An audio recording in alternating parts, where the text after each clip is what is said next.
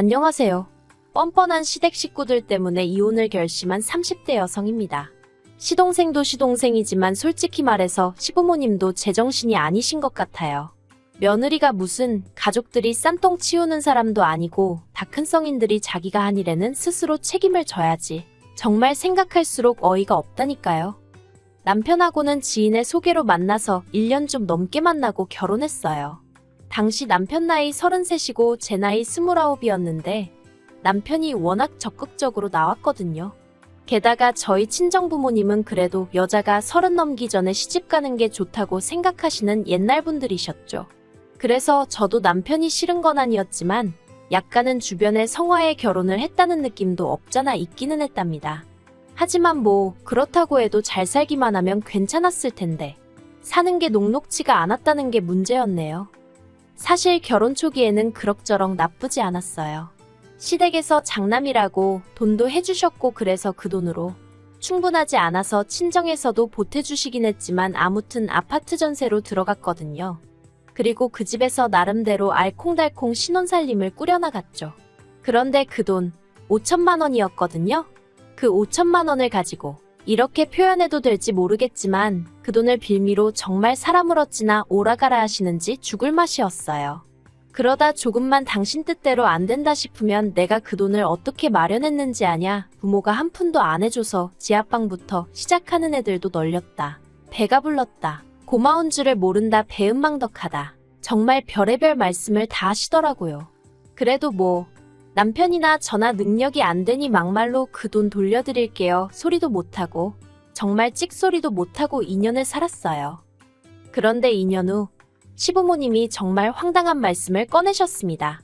시동생이 장가를 가야 되는데 돈이 없으시다는 거예요. 저희 결혼할 때 당신들이 가진 돈을 전부 다 줘서요. 그러니까 시동생 장가 미천은 저희더러 대라는데 어이가 없었죠. 그리고 곰곰이 생각해보니까 그렇게 해주게 되면 저희는 시부모님한테 돈 5천 받았다는 이유로 평생을 끌려다니게 생겼고 그러나 나중에 시동생한테 한미천 해준들 저희가 뭐 시부모님이 저희 부려먹듯이 시동생을 부려먹을 수 있는 것도 아니고 그러고 싶은 생각도 없었고요. 아무튼 시쳇말로 수지타산이 안 맞는 거예요. 그래서 제가 남편더러 대출을 받아서라도 시부모님한테 받은 5천 토해드리자 했네요. 그 돈으로 시동생 장가를 보내시던지 뭘 하시던지 알아서 하시게 하고 우리는 그만 끌려다니자고요. 그랬더니 남편도 좋다 하대요. 물론 막 좋아 하면서 적극적으로 동의를 한 것은 아니었고요. 제가 느끼기에 내키진 않지만 자기가 봐도 딱히 별수가 없으니 알겠다 하는 눈치였죠. 그래서 친정부모님께 손 벌리고 대출도 받고 이리저리 땡겨서 5천 만들었습니다. 그리고는 시동생 장가미천 얘기 나오고 딱 2주 만에 돈 만들어서 가져다 드렸죠. 그랬더니 시부모님이 저희더러 괘씸하다면서 이 돈으로 시동생 장가 미천이라고 대주면 되는 거지 굳이 결혼할 때 받은 돈을 돌려드리겠다고 표현하는 이유가 뭐냐는 거예요. 마음 같아선 이제 저희 그만 부려먹으시란 뜻이에요 하고 소리라도 지르고 싶었습니다. 아마 어머님도 이런 제 마음을 눈치채셨으니 그렇게 화를 내셨던 거겠죠. 아무튼 돈을 돌려드리면서도 욕이란 욕은 다 들은 것 같아요. 하지만 욕보다 더 황당한 건 2년 동안 물가가 올랐는데 이자는 안 주냐는 겁니다. 진심은 아니셨을 거라고 괘씸해서 하신 소리실 거라고 생각했어요. 하지만 이튿날이고 그 다음날이고 계속 이자 타령을 하시는 거 보고는 그냥 하신 소리가 아니구나 싶은 게 어이가 없었죠. 그래서 법정이자 계산해서 그것도 보내드렸어요. 그리고 남편한테 이제 정말 계산 확실히 끝났으니까 나도 예전 같지는 않을 거라고 그랬네요. 저도 이때 나름대로 화가 많이 났었거든요. 그리고 이후로 당연히 시부모님과 제 관계는 소원해질 수밖에 없었습니다. 어머님은 부모 말이라면 꼼짝을 못하던 장남이 저를 만나서 계산적으로 변했다며 매사 제 탓을 하기 시작하셨고 그런 어머님을 상대하는 게 버겁다며 남편은 언젠가부터 다시 시부모님 뜻에 맞춰드리더라고요. 심지어 한 번은 시동생이 결혼하고 얼마 되지 않았을 때였어요. 시부모님 결혼기념일이 다가오고 있었는데 남편이 어떻게 챙겨드리자 하는 뭐 가타부타 말이 없더라고요. 저도 물론 딱히 나서서 상황을 주도하고 싶진 않았고요. 그리고 시부모님 결혼기념일을 하루 앞둔 날 남편이 회사에서 출장이 잡혔다며 2박 3일로 강원도를 다녀와야 한다대요. 그래서 제가 무슨 출장이 이렇게 갑자기 잡히냐고 했어요. 시댁에는 나 혼자 가봐야 하나 싶어서 걱정이 되기도 했죠. 그런데 남편이 결혼기념일은 두 분이 알아서 보내신다 하시니 신경 쓸 거 없다는 거예요. 조금 의아하긴 했지만 그러냐 하고 알겠다 했습니다. 그리고 다음날 남편이 출장 간다며 나가고 얼마 지나지 않아 시부모님께 전화를 드렸는데 안 받으시더라고요. 오후에 한 번 더 드렸는데도 안 받으시고. 그런데 그날 저녁 집에서 혼자 저녁 먹고 쉬고 있는데 핸드폰으로 문자가 하나 왔어요. 그래서 보니까 강원도 어디 펜션이라고 와 있더라고요. 뭔가 이상하다 싶었습니다. 그런데 더 어이가 없었던 건 곧바로 결제 취소 문자가 왔다는 거예요. 참고로 그 카드는 제 명의의 카드였지만 남편이 들고 다니고 있었거든요. 그래서 저는 남편이 카드를 잃어버린 건지 도대체 무슨 상황인가 싶어서 남편한테 전화를 했어요. 그런데 또 남편은 전화도 안 받고 그래서 결국 펜션에 전화를 해서 자초지종을 설명했습니다. 그랬더니 전화 받은 쪽에서 하는 말이 어떤 가족분들이 와서 바베큐 먹는다고 추가 결제를 했다나요?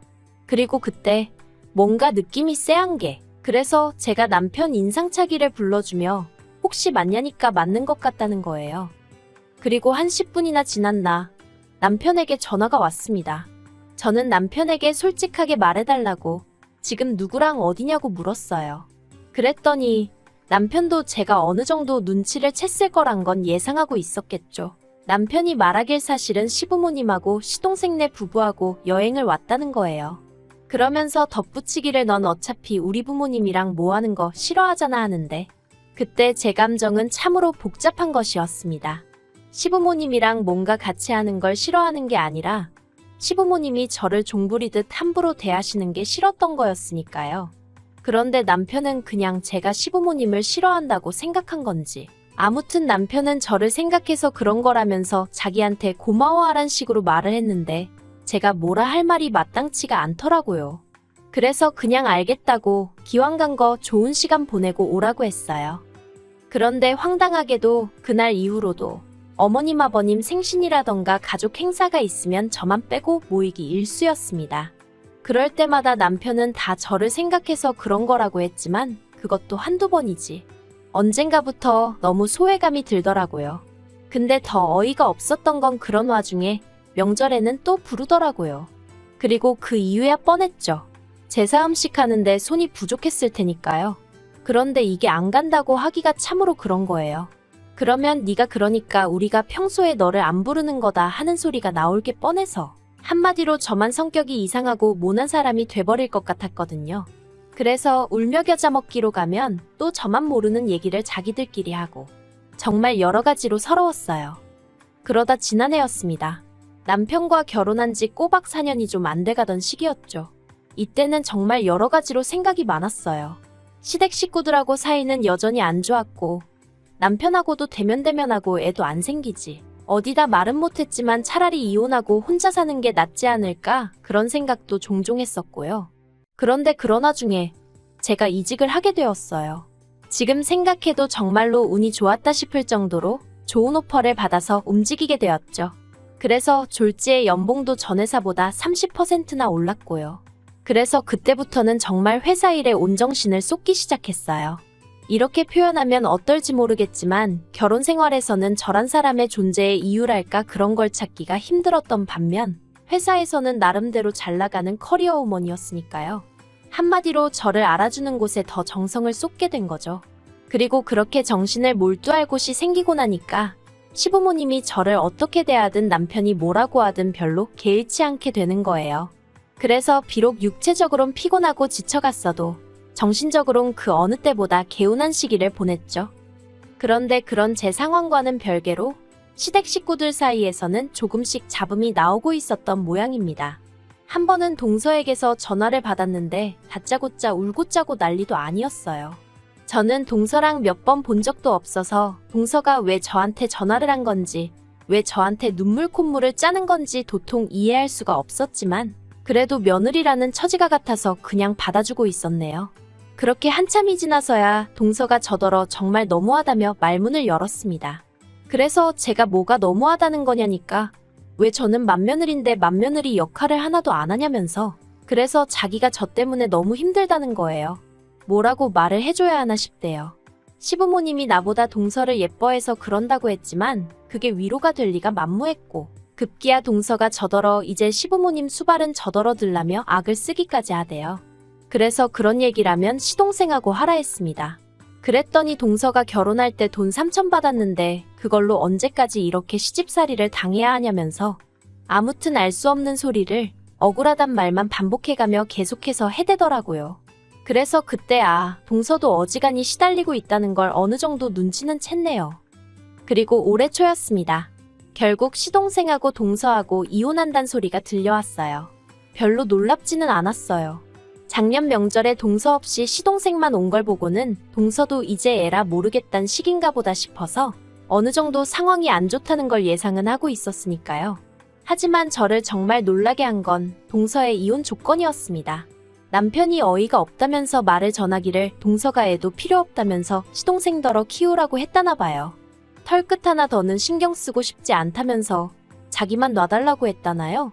남편은 이 이야기를 전하면서 어떻게 여자가 돼서는 엄마가 돼서는 애를 버리냐며 혀를 차댔는데, 솔직히 저는 애는 없었지만 어느 정도 동서의 심정이 이해는 됐어요. 얼마나 이 집구석이 지긋지긋했으면 그랬을까 싶었달까요. 물론 입 밖으로 내진 않고 생각만 했지만요. 아무튼 그리고 뭐 소송을 한 해 어쩌네 난리도 아니더니 결국 지난달 협의 이혼했다는 소식을 들었습니다. 동서한테 마지막으로 커피나 한잔하자고 할까 하다가 또 무슨 축하할 일도 아니고 만나서 무슨 얘기를 나누나 싶어서 문자만 하나 보냈어요. 아무튼 고생 많았고 앞으로 좋은 일만 있기를 바란다고요. 그리고 저도 그냥 생각이 많아지대요. 제 결혼 생활을 돌이켜 생각해보니 불편한 건 없었지만 그렇다고 행복한 것도 아니고 이렇게 그냥 부부라는 간판만 달고 있는 게 무슨 의미가 있나 싶기도 했죠. 그런데 이런 저에게 결단을 내리게 한 일이 생겼습니다. 시동생네가 이혼했단 이야기가 들려오고 정말 열흘도 안 돼서였어요. 웬일로 명절도 아닌데 시부모님이 저더러 한번 만나자는 연락을 해오셨더라고요. 도대체 무슨 이야기를 하시려고 그러시나 짐작도 안 갔어요. 꾸역꾸역 생각해낸 게 이제 부려먹을 둘째 며느리가 사라졌으니 다시 나를 찾으시는 건가? 그 정도였죠. 그런데 제 예상은 보기 좋게 빗나갔습니다. 시부모님께선 정말 꿈에도 생각지 못한 이야기를 꺼내셨어요. 바로 시조카에 관한 것이었죠. 시동생네가 이혼을 하면서 재산 분할을 하게 되었고 어떻게 된 건지는 몰라도 아무튼 집을 팔아서 동서가 얼마 가져가고 시동생은 시조카를 데리고 어머님 아버님 댁으로 들어갔다고 들었어요.